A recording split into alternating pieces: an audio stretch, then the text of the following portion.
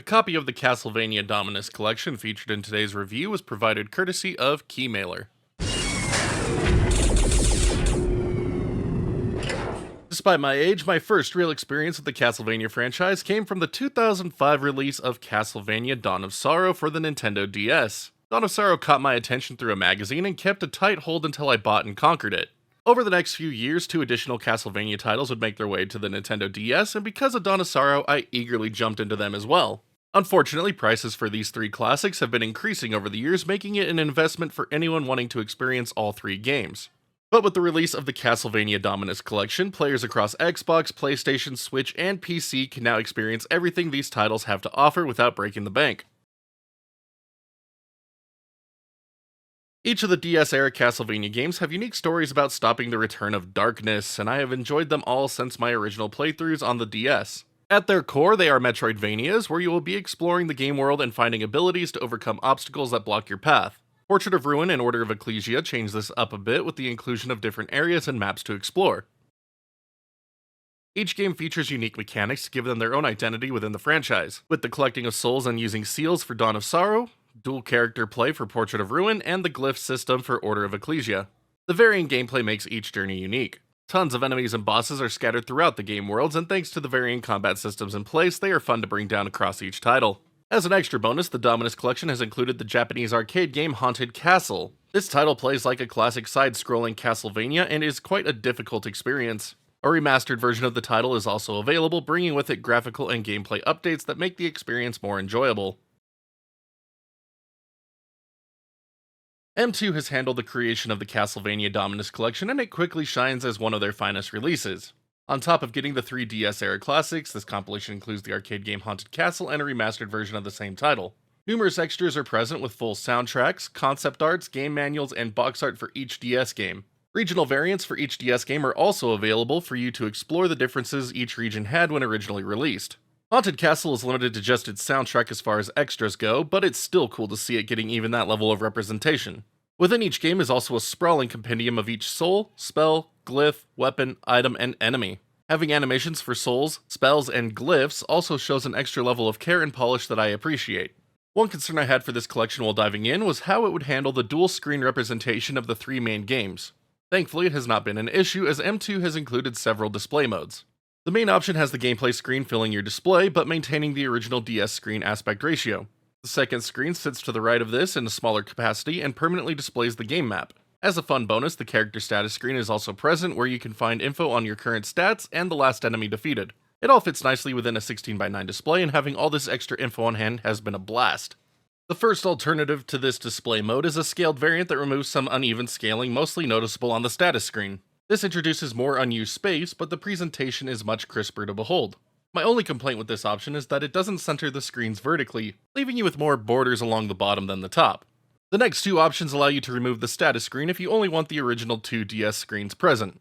The first has both screens the same size, while the second will have a larger game screen. Oddly enough, the screens are vertically centered in this mode.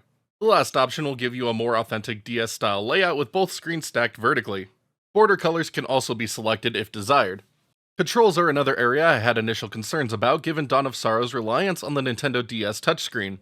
Throughout the game, players are tasked with using the touchscreen to clear obstacles and draw seals to defeat bosses. M2 has come up with a great approach for these mechanics that works with modern controllers. By using the left stick, a cursor will appear on the screen, and by holding the right trigger, it simulates a touch input, allowing you to clear obstacles. The cursor has 3 selectable speeds available for you to choose what works best for you. For the seals, a new button-based system has been implemented to activate them when needed, with prompts appearing on the screen letting you know what to press. This button system has made the game far more enjoyable to play and works far better than trying to draw the seals with an analog stick. If you want that authentic DS experience though, M2 has added mouse support to the game, at least on Xbox where I played it, so you can get far better precision for your seal drawing. The other games in the collection don't really rely on any form of touch controls, but the same control system is implemented. Traditional controls in each title behave as expected, and latency has felt great throughout my time with the collection. For anyone just getting into these titles and finding them a bit hard, M2 has included a rewind feature and save states for you to save yourself or your progress at any time during play. Rewind gives you about 30 seconds of time, so be sure to use it quickly after a major hit if desired. Of course, such features can be ignored for the sake of authenticity. Throughout my playtime with the Castlevania Dominus Collection, I haven't found anything that detracts from the overall experience. There may be a localization here or there that was found within the original releases, but overall everything has worked as I remembered in the original DS titles. A recent patch even came out to restore glitches used by speedrunners to exploit the game, making it even more authentic. This leaves me with the only complaint of the screens not being vertically centered when using the scaled 3-screen display mode. How will I ever survive? The Castlevania Dominus Collection is a perfect example of how to do a retro compilation right. You get the main games as the center focus with multiple regional variants available, a couple of relevant extra titles, and a butt ton of extras to peruse or listen to. The performance and controls of each game are excellent and make even the most unique game of the compilation easily playable. To top it all off, it only costs $25. If you are remotely interested in the Castlevania franchise or getting into 3 great Metroidvanias, this compilation is for you.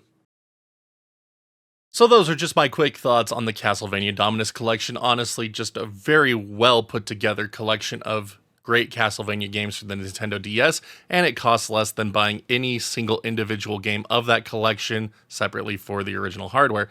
Not to mention get to play it on a bigger screen, and really quality of life improvements with the seal system. Even on DS, playing with the drawing was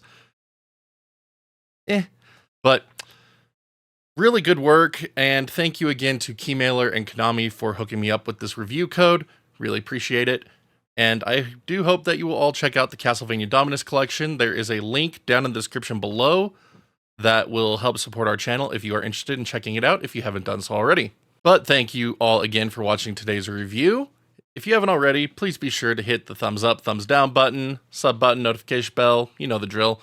And if you'd like to further support our channel, please be sure to check out that join button here on YouTube or the Patreon link in the bottom right hand corner to help keep it going. Big thank you to all our current backers. You're just incredible. Couldn't do it without you. But until next time, my wonderful internet peeps, y'all stay awesome, keep on gaming, and we'll see you back next video.